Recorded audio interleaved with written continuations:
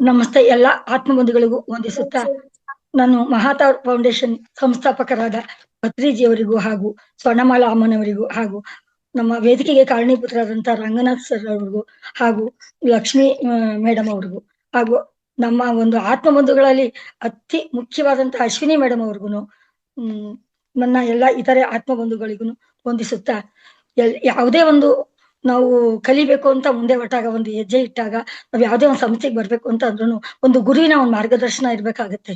ಅದರಿಂದ ನಾನು ಇವಾಗ ನೆನೆ ಕೂಡ ಮೇಡಮ್ ಹೇಳಿದ್ರು, ಗುರುನ ನಾವು ಮುಂದೆ ಇಟ್ಕೊಂಡು ನಮ್ ಗುರಿನ ಸಾಧನೆ ಮಾಡ್ಕೋಬೇಕಾಗತ್ತೆ ಅಂತ. ಅದರಿಂದ ನಾನು ಗುರು ಶ್ಲೋಕ ಒಂದು ಹೇಳ್ಬಿಟ್ಟು, ಗುರು ಬ್ರಹ್ಮ ಗುರು ವಿಷ್ಣು ಗುರುದೇವೋ ಮಹೇಶ್ವರ ಗುರು ಸಾಕ್ಷಾತ್ ಪರಬ್ರಹ್ಮ ತಸ್ಮೈ ಶ್ರೀ ಶ್ರೀ ಗುರುವೇ ನಮಃ ಅಂತ ಅಂದ್ರೆ ನಮ್ಗೆ ಇವಾಗ ಒಂದು ಕ್ಲಾಸ್ ಕೊಡೋಕೆ ಒಂದು ಶಕ್ತಿ ಕೊಟ್ಟಿದ್ರು ಕೂಡ ನಮ್ಗೆ ಗುರುಗಳು ಅಂತಾನೆ ಅನ್ಕೋಬೇಕು. ಯಾಕೆ ಅಂತಂದ್ರೆ ನಾವು ಅಕ್ಷರ ಓದಿರ್ಬೋದು.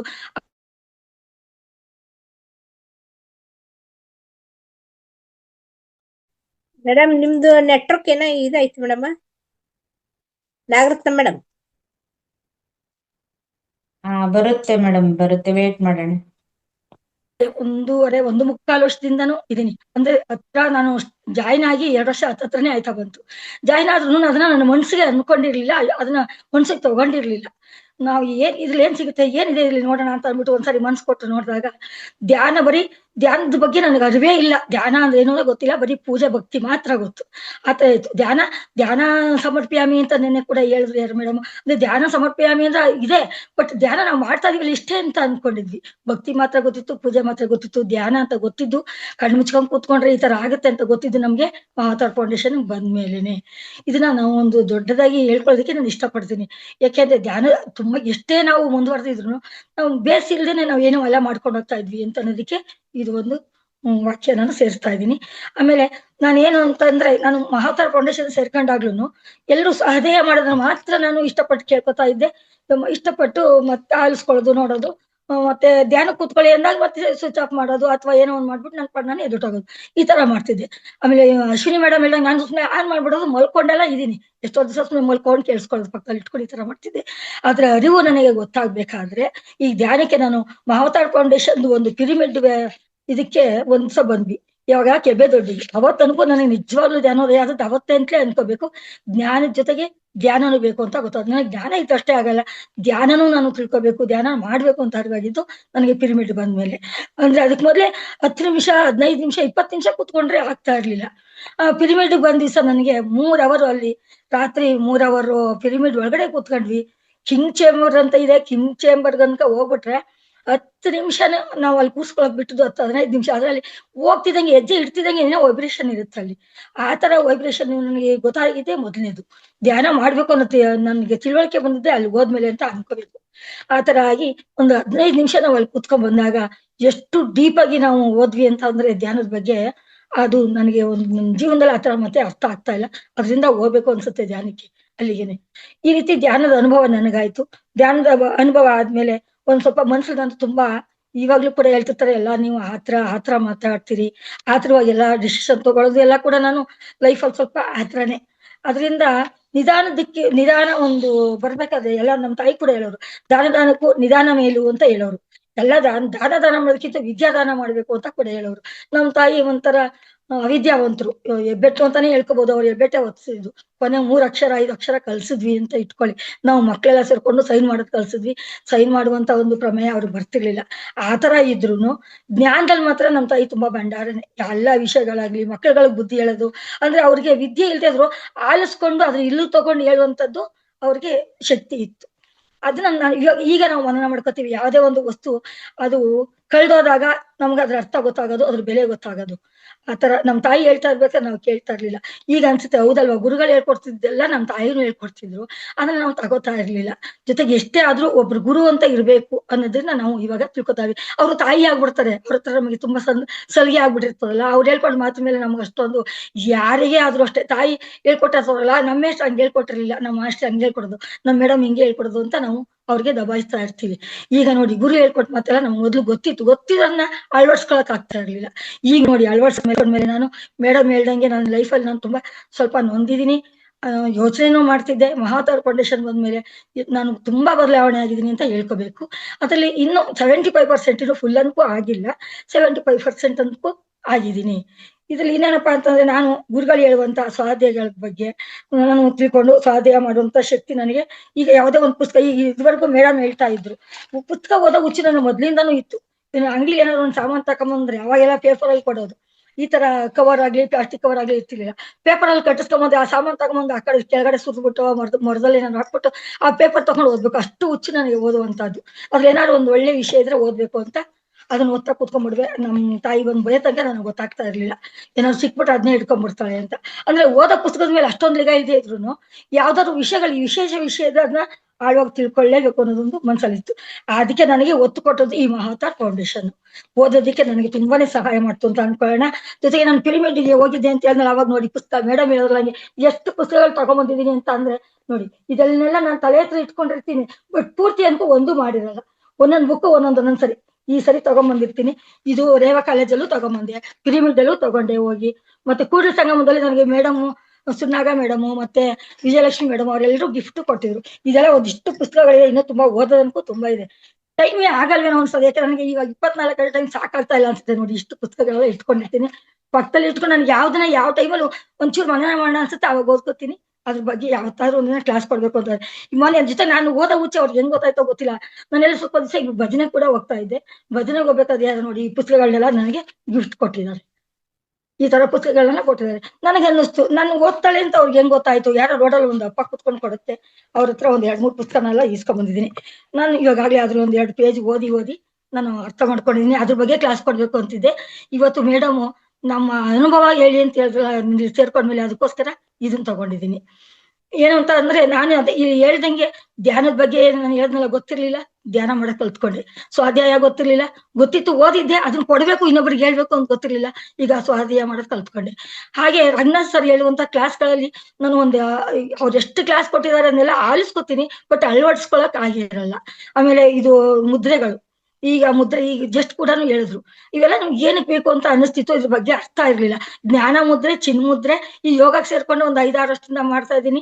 ಅದ್ರಲ್ಲಿ ಮುದ್ರೆಗಳಷ್ಟು ಗೊತ್ತಿಲ್ಲ. ದೇಹಕ್ಕೆ ಮಾತ್ರ ನಾನು ವ್ಯಾಯಾಮ ಮಾಡ್ಕೊಂಡಂಗಾಗತ್ತೆ ಅಂತ ಮಾಡ್ತಿದ್ದೆ.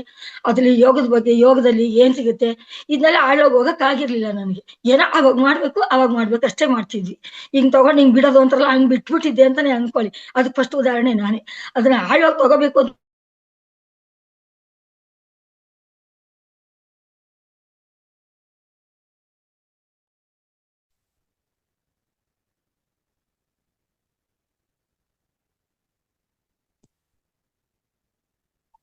ಹೇಳ್ಬೇಕು ಅನ್ಸುತ್ತೆ. ಯಾಕೆಂದ್ರೆ ಅವ್ರು ಅಳವಡಿಸಿರೋಂಥದ್ದೆಲ್ಲ ನಮಗ್ ಗೊತ್ತಿದ್ರು ಅದನ್ನ ನಾವು ಸುಪ್ತವಾಗಿ ಇಟ್ಬಿಟ್ಟಿದ್ವಿ. ಅದನ್ನ ಬಿಚ್ಚೋದಕ್ಕೆ ಇವತ್ತು ನಮ್ಗೆ ಗೊತ್ತಾಯ್ತು. ಯಾವ್ದೋ ನಮ್ಗೆ ಬೇಡದ ವಸ್ತು ಎಲ್ಲ ಗಂಟು ಕಟ್ಟಿ ಮಡಗಿರ್ತೀವಿ. ಅದ್ರಲ್ಲಿ ಬೇಕಾದಂತ ವಸ್ತುಗಳನ್ನ ಆರಿಸ್ಕೊಳ್ಳಿಕ್ ಇವತ್ತು ನಮ್ಗೆ ಸಿಕ್ತು ವಿಷಯ. ಒಂದು ಟೈಮ್ ಸಿಕ್ತು ಅಂತ ಅನ್ಕೊಳ್ಳೋಣ. ಆತರ ನನ್ಗೆ ಈಗ ಜ್ಞಾನದಲ್ಲಿ ಮುದ್ರೆಗಳಲ್ಲಿ ಯೋಗದಲ್ಲಿ ಇದ್ರೆಲ್ಲದಲ್ಲೂ ನಾನು ಭಾಗವಹಿಸ್ಬೇಕು ಅಂತ ಆಸಕ್ತಿ ಬರೋದಕ್ಕೂ ಕೂಡ ಕಾರಣ ಮಹಾತಾರ್ ಫೌಂಡೇಶನ್ ಸೇರ್ಕೊಂಡ್ಮೇಲೆ. ಜೊತೆಗೆ ನಾವು ಇನ್ನೊಂದು ವಿಷಯ ಅಂತಂದ್ರೆ ನಮ್ಮನ್ನ ನಾವು ಪ್ರೀತಿಸ್ಬೇಕು. ಇವೆಲ್ಲದ್ರ ಬಗ್ಗೆನೂ ಕ್ಲಾಸ್ ಕೊಟ್ಟಿದ್ದಾರೆ. ಮನುಷ್ಯನ ಬಗ್ಗೆ ಕ್ಲಾಸ್ ಕೊಟ್ಟಿದ್ದಾರೆ. ಮಾತಿನ ಬಗ್ಗೆ ಕ್ಲಾಸ್ ಕೊಟ್ಟಿದ್ದಾರೆ. ಮೌನದ ಬಗ್ಗೆ ಕ್ಲಾಸ್ ಕೊಟ್ಟಿದ್ದಾರೆ. ಇನ್ನು ನಮ್ಗೆ ಏನ್ ಬೇಕು ಏನ್ ಕೊಟ್ಟಿಲ್ಲ ಅಂತ ಕೇಳ್ಬೇಕಷ್ಟೇ. ನಮ್ಗೆ ಏನ್ ಸಿಕ್ಕಿಲ್ಲ. ಈಗ ಒಂದು ಅಡ್ಗೆ ಮನೇಲಿ ಏನೆಲ್ಲ ವ್ಯವಸ್ಥೆಗಾಗಿ ಅಡ್ಗೆ ಮಾಡಿರ್ತೀವಿ. ಅದ್ರಲ್ಲಿ ನಮ್ಗೆ ಅದನ್ನ ಬಡ್ಸಿಲ್ಲ ಅಂತ ಕೈ ತೋರ್ಸಿ ಕೇಳಿಸ್ಕೊತೀವಿ ನಾವು. ಏನೋ ಒಂದ್ ಅಡ್ಗೆ ಊಟ ಮಾಡಿದಾಗ ಒಂದ್ ಪಂಕ್ತಿಲಿ ಕುತ್ಕೊಂಡಾಗ ಈ ಐಟಮ್ ನಮ್ಗೆ ಬಂದಿಲ್ಲ ಅಂತ ಕೇಳ್ಬಡಿಸ್ತೀವಿ. ಆ ತರ ಈಗ ನಮ್ಗೆ ಏನ್ ಸಾಕಾಗಿಲ್ಲ ಅಂತ ಕೇಳ್ಬೇಕು ಇವಾಗ. ಆ ತರ ನಮ್ಗೆ ಗುರುಗಳು ನಮ್ಮನ್ನ ಪ್ರಿಪೇರ್ ಮಾಡಿದ್ದಾರೆ. ನಾನು ಮುದ್ರೆನಲ್ಲಿ ಕೂಡ ಅಳವಡಿಸ್ಕೊಂಡಿದ್ದೀನಿ 1-2. ಜೊತೆಗೆ ಬಣ್ಣ ಥೆರಪಿನಲ್ಲೂ ಅಳವಡಿಸ್ಕೊಂಡು ನಾನು ನಿದ್ದೆ ಬರ್ಲಿಲ್ಲ ಅಂತ ಅಂದಾಗ ಅದನ್ನು ಅಳವಡಿಸ್ಕೊಂಡಿದ್ದೀನಿ. ಮತ್ತೆ ನೋವುಗಳನ್ನ ಯಾವ ರೀತಿ ನಾವು ಬಗೆಹರಿಸ್ಕೋಬೇಕು, ಮಾನಸಿಕವಾಗಿ ಆಗ್ಲಿ ದೈಹಿಕವಾಗ್ಲಿ ನಾವು ಯಾವ ರೀತಿ ನಾವು ಅದನ್ನೆಲ್ಲ ಕಡಿಮೆ ಮಾಡ್ಕೋಬೇಕು. ಒಂದು ಮಾತ್ರೆ ತಗೊಳ್ದೆ ನಾವು ಜೀವನ ಮಾಡ್ತಾ ಇರೋದಕ್ಕೆ ಅವರು ಬರೀ ಪೇಪರ್ ಅಲ್ಲಿ ಪಾಂಪ್ಲೆಟ್ ಅಲ್ಲಿ ತೋರ್ಸಿರೋದಲ್ಲ. ಅದನ್ನ ನಾವು ಅಳವಡಿಸ್ಕೊಂಡಾಗ ಅವ್ರಿಗೆ ಒಂಥರ ತೃಪ್ತಿ ಆಗುತ್ತೆ. ಯಾವುದೇ ಒಬ್ಬ ಮಾಸ್ಟರ್ ಆಗ್ಲಿ ಗುರುಗಳಾಗ್ಲಿ ಏನಾದ್ರು ಪಾಠ ಮಾಡಿದಾಗ ಅವ್ರು ಹೇಳ್ಕೊಟ್ಟದ್ನ ಅವ್ರು ಮತ್ತೆ ಒಪ್ಪಿಸ್ದಾಗ್ಲೇನೆ ಅವ್ರಿಗೆ ತುಂಬಾ ಖುಷಿ ಆಗೋದು. ಆ ವಿಷಯದಲ್ಲಿ ನಾವು ಸ್ವಲ್ಪ ಕಡಿಮೆ ಇದೀವಿ. ರಂಗನಾಥ್ ಸರ್ಗೆ ಅವ್ರು ಕೇಳಿದ ಕ್ವಶನ್ಗೆ ನಾವು ತಕೊಂಡಂತ ಜ್ಞಾನನ ಮತ್ತೆ ಅವ್ರಿಗೆ ನಾವು ರಿಪೀಟ್ ಮಾಡಿ ಹೇಳಕ್ಕೆ ಶಕ್ತಿ ಆಗ್ತಾ ಇಲ್ಲ ಅಂತ ನಮಗೆ ಒಂಥರ ಫೀಲಿಂಗ್ ಆಗ್ತಾ ಇದೆ. ಯಾಕೆ ಅಂದ್ರೆ ಒಂದೊಂದು ವಿಷಯಗಳು ಮಾತ್ರ ನಾವು ಆಳವಾಗಿ ಹೊಟ್ಟೋಗಿರ್ತೀವಿ. ಒಂದೊಂದನ್ನ ಅದ್ರೂ ನಮಗ್ ಸ್ವಾರ್ಥ. ನಮಗೇನ್ ಬೇಕು ಅದನ್ನ ಮಾತ್ರ ತಗೊಂಡ್ಬಿಡೋದು.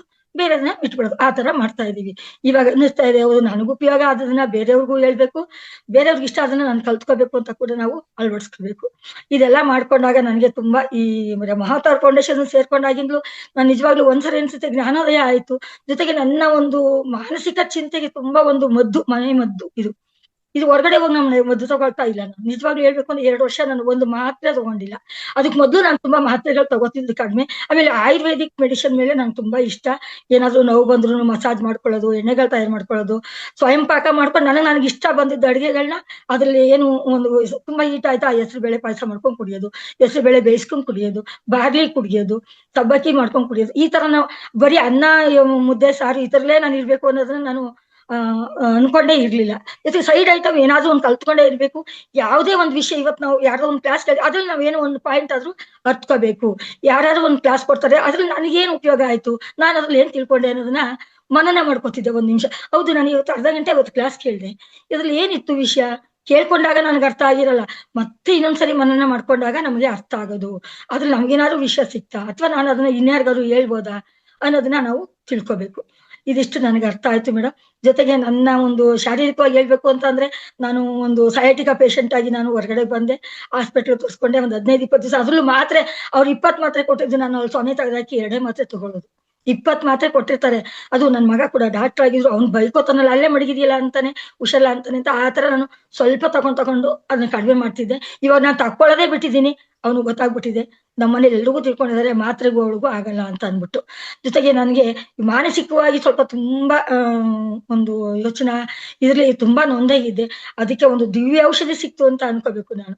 ನಾನು ಇಲ್ಲಿ ಬಂದು ಸೇರ್ಕೊಂಡದ್ದು. ಜೊತೆಗೆ ನನ್ನ ಆತ್ಮ ಫ್ರೆಂಡ್ಗಳು ರಕ್ತ ಸಂಬಂಧಿಗಳಿಗಿಂತ ನನಗೆ ಇಲ್ಲಿ ಒಂದು ಆತ್ಮ ಸಂಬಂಧಿಗಳ ಒಂದು ಒಡನಾಟ ತುಂಬಾ ಚೆನ್ನಾಗಿದೆ ಮೇಡಮ್. ನನಗೆ ಇದೊಂದು ಒಡನಾಟ ಸಿಕ್ಕಿದ್ದೆ ನನ್ನ ಕಾಯಿಲೆಗೆ ಔಷಧಿ ಅಂತ ಅನ್ಕೋತೀವಿ. ಯಾವುದೇ ಡಾಕ್ಟ್ರು ಅವ್ರ ಮಾತ್ರೆನಲ್ಲಿ ಔಷಧಿ ಕೊಡಲ್ಲ, ಅವ್ರ ಮಾತಲ್ಲಿ ಔಷಧಿ ಇರುತ್ತೆ. ಆ ಮಾತು ಚೆನ್ನಾಗಿದ್ದಾಗ ಮಾತ್ರೆ ಯಾರೋ ಒಬ್ಬ ಡಾಕ್ಟ್ರು ಮಾತ್ರೆ ಎಲ್ಲ ಬರ್ಕೊಡ್ತಾನಂತೆ ಚೀಟಿನಲ್ಲಿ. ಆ ಚೀಟಿನ ತಗೊಂಡೋಗ್ಬಿಟ್ಟು ಅವ್ನು ಮಾತ್ರೆ ತಗೋ ಅಂತ ಅಂದ್ರೆ ಮೆಡಿಕಲ್ ಸ್ಟೋರ್ ಹೋಗಿ ಮಾತ್ರೆ ತಗೊಳಲ್ವಂತೆ. ಆ ಚೀಟಿನೇ ನುಂಗ್ಬಿಡ್ತಾನಂತೆ.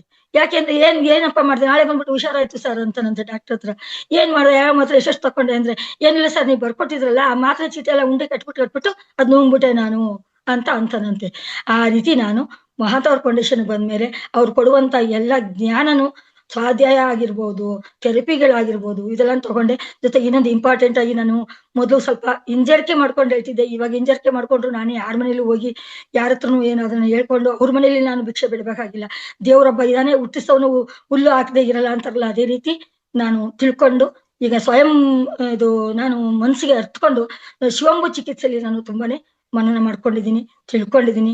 ಅದರಿಂದ ನನಗೆ ತುಂಬಾ ಉಪಯೋಗ ಆಗಿದೆ ಅಂತ ಹೇಳೋದಕ್ಕೆ ಇಷ್ಟಪಡ್ತಾ ಇದ್ದೀನಿ. ಅದನ್ನ ಬೇರೆಯವರು ತಗೊಳ್ಳಿ ಅಂತ ನಾವು ಬಲವಂತ ಇಲ್ಲ. ಅವ್ರಿಗೆ ಯಾವುದೇ ವಿದ್ಯೆ ಆಗ್ಲಿ ಅವ್ರಿಗೆ ಅರಿವು ಬಂದಾಗ ಮಾತ್ರ.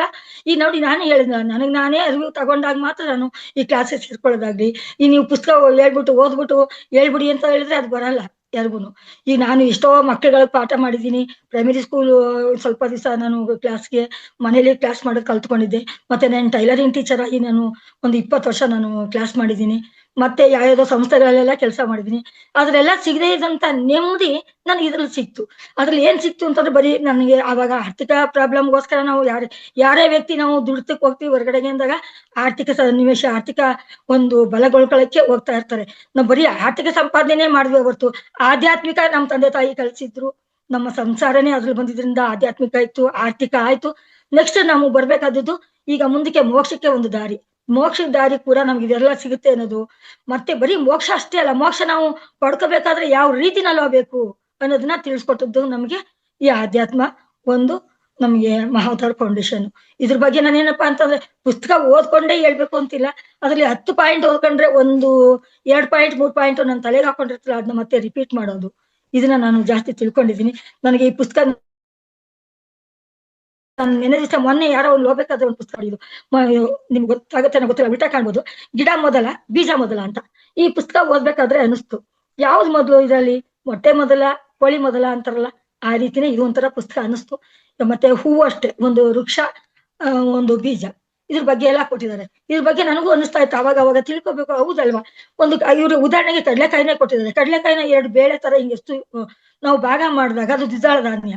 ದ್ವಿದಳ ಧಾನ್ಯದ ಒಳಗಡೆ, ಯಾವುದೇ ದ್ವಿದಳ ಧಾನ್ಯದ ಒಳಗಡೆ ಅದು ಮೊಳಕೆ ಒಳಗಡೆನೆ ಇರುತ್ತೆ. ಆ ರೀತಿ ನಮ್ಗೆ ಒಳಗೇನೆ ಇರುತ್ತೆ. ಬಟ್ ಅದಕ್ಕೆ ನೀರ್ ಹಾಕಿ ಅದನ್ನ ಒಂದು ಲೋಟದಲ್ಲಿ ನೆನೆಸಿ, ಒಂದು ಪಾತ್ರೆಯಲ್ಲಿ ನೆನೆಸಿ ಅದಕ್ಕೆ ನೀರ್ ಹಾಕಿ ಅದನ್ನ ತಕೊಂಡೋಗಿ ಮಣ್ಣಿಗೆ ಸೇರಿಸಿ ಅದನ್ನ ಮೊಳಕೆ ಬರೋ ತರ ಮಾಡಿದಾಗ ಮಾತ್ರ ಅದು ಒಂದು ವೃಕ್ಷ ಆಗಿ ನಮ್ಗೆ ಫಲ ಕೊಡೋದಿಕ್ಕೆ, ಒಂದು ಗಿಡವಾಗಿ ಫಲ ಕೊಡೋದಿಕ್ಕೆ, ಒಂದು ಹೂವ ಕೊಡೋದಿಕ್ಕೆ ನಾವು ಅದಕ್ಕೆ ಸಹಾಯ ಮಾಡಿದಾಗ ಮಾತ್ರ ಅದಾಗತ್ತೆ ಅನ್ನೋದಿಕ್ಕೆ ಈಗ ನಮ್ಗೆ ಒಂದು ಉದಾಹರಣೆ ಮಹಾವತಾರ್ ಫೌಂಡೇಶನ್. ಮಹಾವತಾರ್ ಫೌಂಡೇಶನ್ ನಾವು ಬಂದು ಇಷ್ಟು ದಿವಸ ನಾವು ತಿಳ್ಕೊಂಡಿದ್ದು ಅಂತಂದ್ರೆ ಈಗ ನಾನು ಹೇಳಿದ್ನಲ್ಲ ಅದೇ ರೀತಿ ಒಂದು ಮೊಳಕೆ ಬರ್ಸಿ ಅದನ್ನ ಗಿಡ ಮಾಡಿ, ಗಿಡದಿಂದ ಮರ ಆಗಿ, ಮರದಿಂದ ನಾವು ಅದೇನ್ ಪ್ರಯೋಜನ ಮಾಡ್ಕೊತಾ ಇದೀವಿ ಆ ಪ್ರಯೋಜನ ಪಡ್ಕೊಂಡಿದ್ದ ಬೇರೆಯವರಿಗೆ ಹಂಚೋಕಾಯ್ತು. ಯಾವುದೇ ಎಲ್ಲಾ ಮರಗಳು ವೃಕ್ಷ ಆಗ್ಲಿ, ಎಲ್ಲಾ ಒಂದು ತರಕಾರಿ ಸೊಪ್ಪೆಲ್ಲ ಆಗ್ಲಿ, ಎಲ್ಲಾ ಪ್ರಯೋಜನಕ್ಕೆ ಎಲ್ಲಾ ಬರುತ್ತೆ ಅಂತ ಹೇಳಕ್ಕಾಗಲ್ಲ. ಅವ್ರಿಗೆ ಏನೇನು ಬರುತ್ತೆ ಅದನ್ನ ಮಾತ್ರ ಅವ್ರವ್ರು ತಗೋತಾ ಇರ್ತಾರೆ. ಆದ್ರೆ ನಾವು ಮಾಡೋದನ್ನ ಮಾಡ್ತಾ ಇರ್ಬೇಕು. ಯಾರು ತಗೊಳ್ಳಿ ಬಿಡ್ಲಿ, ಯಾರು ಕೇಳಿಸ್ಕೊಳ್ಳಿ ಬಿಡ್ಲಿ, ನಾವ್ ಹೇಳೋದ್ ಹೇಳ್ತಾ ಇರ್ಬೇಕು ಅನ್ನೋದಕ್ಕೆ ಪತ್ರಿಜಿ ಅವ್ರು ಹೇಳಿದ್ರಲ್ಲ ಹಂಗೆ ರಂಗಸರಿ ಹೇಳ್ತಾ ಇರ್ತಾರೆ, ನೀವ್ ಹೇಳೋದ್ ಹೇಳಿ, ಅವ್ರು ತಗೊಳ್ಳಿ, ಅವ್ರು ಬಿಟ್ರೆ ಬಿಡ್ಲಿ, ನಿಮ್ಮ ಕರ್ತವ್ಯ ನೀವ್ ಮಾಡಿ ಅಂತಾರೆ. ಇಂಥದ್ದೆಲ್ಲ ಜ್ಞಾನಗಳನ್ನ ನಮ್ಗೆ ಸ್ಕೂಲಲ್ಲಿ ಕಲ್ತಿದ್ದು ಬರೀ ಪುಸ್ತಕ ನೀವ್ ಹೇಳ್ದಂಗೆ ಅವ್ರನ್ನೂ ನಾವು ಅವಹೇಳನ ಮಾಡಂಗಿಲ್ಲ. ಯಾಕೆಂದ್ರೆ ಅವರು ನಮ್ಗೆ ಒಂದು SLC ವರ್ಗು ಒಂದು ಪಾಠ ಮಾಡಿರೋಂಥ ಮಾಸ್ಟರ್ಗಳು ಕೂಡ ನಮ್ಗೆ ಇವತ್ತು ಗುರುನೇ.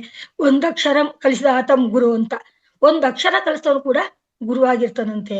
ಅದರಿಂದ ಒಬ್ಬ ತಾಯಿ ಜನ್ಮ ಕೊಡ್ಬೇಕಾದ್ರೆ ನಮ್ಗೆ ಎಷ್ಟು ಕಷ್ಟ ಪಟ್ಟಿರ್ತಾಳೆ, ಆ ತಾಯಿ ಕಷ್ಟಪಟ್ಟಿದ್ದು ನಮ್ಗೆ ಯಾವಾಗ ಅರ್ಥ ಆಗುತ್ತೆ, ನಾವು ತಾಯಿ ಆದಾಗ ಮಾತ್ರ ಅದು ಅರ್ಥ ಆಗುತ್ತೆ. ಅದುವರೆಗೆ ಏನೋ ಅವ್ರು ಒಂದು ನಮ್ಮನ್ನ ಸಾಕ್ಬೇಕಿತ್ತು ಅದ್ರ ಬಗ್ಗೆ ನಮ್ಗೆ ಅರಿವೇ ಇರಲ್ಲ. ನಾವ್ ಅಮ್ಮ ಅಂತೀವಿ, ಅವ್ರ ಮಕ್ಳು ನಾವು ಅದಕ್ಕೆ ಸಾಕ್ತಾರೆ ಅಷ್ಟೇ ಗೊತ್ತಿರುತ್ತೆ. ಆದ್ರೂ ಅವ್ರು ಕಷ್ಟಪಟ್ಟಿದ್ದಾದ್ರೆ ಆ ಹಿನ್ನೆಲೆ ಆಗ್ಲಿ ನಮ್ಗೆ ಗೊತ್ತಾಗ್ಬೇಕಾದ್ರೆ ಆ ಕಷ್ಟ ನಮ್ಮ ಅನುಭವಕ್ಕೆ ಬಂದಾಗ, ಅನುಭವ ಬರೋದು ಯಾವಾಗ, ನಾವು ತಾಯಿ ಆದಾಗ. ಆ ತರ ತಾಯಿ ಆದಾಗ ಅನುಭವ ಬರುತ್ತಲ್ಲ, ಅದೇ ರೀತಿ ನಾವು ಜ್ಞಾನಿಗಳಾಗ್ಬೇಕಾದ್ರೆ ಜ್ಞಾನಿಗಳ ಸಹವಾಸ ಮಾಡಿದಾಗ, ಜ್ಞಾನ ಪುಸ್ತಕಗಳನ್ನ ಓದಿದಾಗ ನಮ್ಗೆ ಜ್ಞಾನಿಗಳಾಗೋಕ್ಕೆ ಅವಕಾಶ ಸಿಗುತ್ತೆ. ಅದನ್ನ ನಾವು ಅಳವಡಿಸ್ಕೋಬೇಕು. ನಮ್ಗೆ ಗೊತ್ತಿರೋದನ್ನ 4 ಜನಕ್ಕೆ ಹೇಳ್ಬೇಕು. ಆಮೇಲೆ ಸ್ವಾರ್ಥ ಕೂಡ ಇದ್ರಲ್ಲಿ ಆಗ್ಬಿಡುತ್ತೆ. ನಾವು ಮಾತ್ರ ತಿಳ್ಕೊಂಡ್ಬಿಟ್ಟು, ನಾವು ಮಾತ್ರ ಬೆಳೆದ್ಬಿಟ್ಟು, ನಾವು ಅವ್ಳು ದೊಡ್ಡವಳು, ನಾನು ಹೇಳ್ಕೊಟ್ಬಿಟ್ಟು ಅವ್ಳು ಕಲ್ತ್ಬಿಡ್ತಾಳೆ ಅಲ್ಲ, ಅದು ಕೂಡ ಇತ್ತು ನನ್ನ ಹತ್ರ. ಬೇರೆ ಬೇರೆ ಇನ್ನು ಸಣ್ಣ ಪುಟ್ಟ ಕಲೆಗಳೆಲ್ಲ ಇರ್ತಿತ್ತು. ಅದೆಲ್ಲ ನಾನು ಕಲ್ತ್ಕೊಡುವಾಗ ಅಂತಿದ್ದೆ, ನನ್ ಸ್ವಂತ ಅಕ್ಕ ತಂಗಿರು ಕೂಡ ಅಂತಾರೆ, ಇವ್ಳು ಮಾತ್ರ ಕಲ್ತ್ಕೊಂಡ್ರು ಬೇರೆಯವ್ರಿಗೆ ಕಲಿಸ್ಲಿಲ್ಲ ಅಂತೆಲ್ಲ ಅಂತಿದ್ಲು. ಆದ್ರೂ ಕೂಡ ಅದ್ನೆಲ್ಲ ಕಲ್ತ್ಕೊಂಡು ಹಂಚುವಂತ ಒಂದು ಜ್ಞಾನೋದಯ ಬಂದದ್ದು ಕೂಡ ನನಗೆ ಇವಾಗ ಅಂತ ಅನ್ಕೋಬೇಕು. ಮೇಡಮ್ ಟೈಮ್ ಆಯ್ತಲ್ವಾ? ಮೇಡಮ್ ಮತ್ತೆ ನಿಮ್ದು ಜ್ಞಾನಾನುಭವ ಹಂಚಿಕೆ ಸಪರೇಟ್ ಇರುತ್ತೆ, ಅದರಲ್ಲಿ ತುಂಬಾ ಲಾಂಗ್ ಟೈಮ್ ನೀವು ಮಾತಾಡ್ಬೋದು. ಕೊನೆಯದಾಗಿ ಮೇಡಮ್, ನಿಮಗೆ ಈ ಇದ್ರಲ್ಲಿ ಫೌಂಡೇಶನ್ ಅಲ್ಲಿ ಇಷ್ಟವಾದ ಸಬ್ಜೆಕ್ಟ್ ಹೆಚ್ಚಿಗೆ ಅಳವಡಿಸ್ಕೊಂಡಿರೋದು ಏನು ಅಂತ ತಿಳಿಸಿ. ಮತ್ತೆ ಸಂಪೂರ್ಣ ಮಾಡಿ. ಮೇಡಮ್ ಶಿವಂಬು ಅಂತ ಹೇಳಿದೆ. ಶಿವಂಬು ಇಂದ ನಂಗೆ ತುಂಬಾ ಡೈಲಿ ಮಾಡುವಂತದ್ದು ಅದು. ಜೊತೆಗೆ ನಾನು ಒಂದು ಅದೇ ಬಣ್ಣದ ಥೆರಪಿ ಆಗ್ಲಿ, ಮುದ್ರಾ ಥೆರಪಿ ಆಗ್ಲಿ, ಒಂದ್ 2-3 ಅದು ನನ್ಗೆ ಬೇಕಾದಾಗ ಮಾಡುವಂತದ್ದು. ಇದು ಡೈಲಿ ಮಾಡುವಂತದ್ದಲ್ವಲ್ಲ, ಅದರಿಂದ ಡೈಲಿ ಮಾಡುವಂತದ್ದು ಅದು. ಮತ್ತೆ ಬೆಳಗ್ಗೆ ಎದ್ದು ಹೇಳುವಂತದ್ದು ಧ್ಯಾನ, ಜ್ಞಾನ, ಇದು 3. ಬೆಳಗ್ಗೆ ಎದ್ದ ತಕ್ಷಣ 5 ಗಂಟೆಗೆ ಹೇಳ್ತಿದ್ವಿ, 6 ಗಂಟೆ, ಇವಾಗ 4 ಗಂಟೆಗೆ ಎಚ್ಚರ ಅದು ಕೂತ್ಕೊಳ್ಳುವಂತದ್ದು ಒಂದು ಸಂಕಲ್ಪ ಮಾಡಿದ್ದಾರೆ. ಆ ಸಂಕಲ್ಪ ಗ್ರೂಪ್ ಅಲ್ಲಿ 1-2 ಗ್ರೂಪ್ ಅಲ್ಲಿ ನಾನು ಇರಕ್ಕಾಗಿರ್ಲಿಲ್ಲ. ಈ ನೆಕ್ಸ್ಟ್ ಮತ್ತೆ ಕಂಟಿನ್ಯೂ ಮಾಡ್ಕೊತಾ ಇದೀನಿ, ಅದು ನಮ್ಗೆ ಉಪಯೋಗ ಆಗಿದೆ. ಈ ರೀತಿ ಹೇಳ್ತಾ ನೀವು ಎಲ್ರು ಮಹಾವತಾರ್ ಫೌಂಡೇಶನ್ ಬಂದಿರೋದು ನಮಗೆ ಒಂದು ಎಷ್ಟೋ ಜನ್ಮಗಳ ಸಾಧನೆ ಆದ್ಮೇಲೆ ಈ ಸಾಧನೆಗೆ ಬಂದಿದೀವಿ ಅಂತ ಅನ್ಕೋಬೇಕು. ಅದರಿಂದ ನಾವು ಮಹಾವತಾರ್ ಫೌಂಡೇಶನ್ಗೆ ನಾವು ಕೋಟಿ ವಂದನೆಗಳನ್ನ ಹೇಳ್ತಾ, ಈ ವೇದಿಕೆ ಕಲ್ಪಿಸಿಕೊಟ್ಟಂತ, ಇದಕ್ಕೆ ನಮ್ಗೆಲ್ಲರಿಗೂ ಅವಕಾಶ ಕಲ್ಪಿಸಿಕೊಟ್ಟಂತ ಎಲ್ಲಾ ಮಾಸ್ಟರ್ಗಳಿಗೂ ಎಲ್ಲರಿಗೂ ನಮ್ಮ ಧನ್ಯವಾದ ಹೇಳ್ತಾ ನನ್ನ ಈ ದಿನ ಒಂದು ಸಾಯಧನ ಮುಗಿಸ್ತಾ ಇದ್ದೀನಿ ಮೇಡಮ್. ಧನ್ಯವಾದ.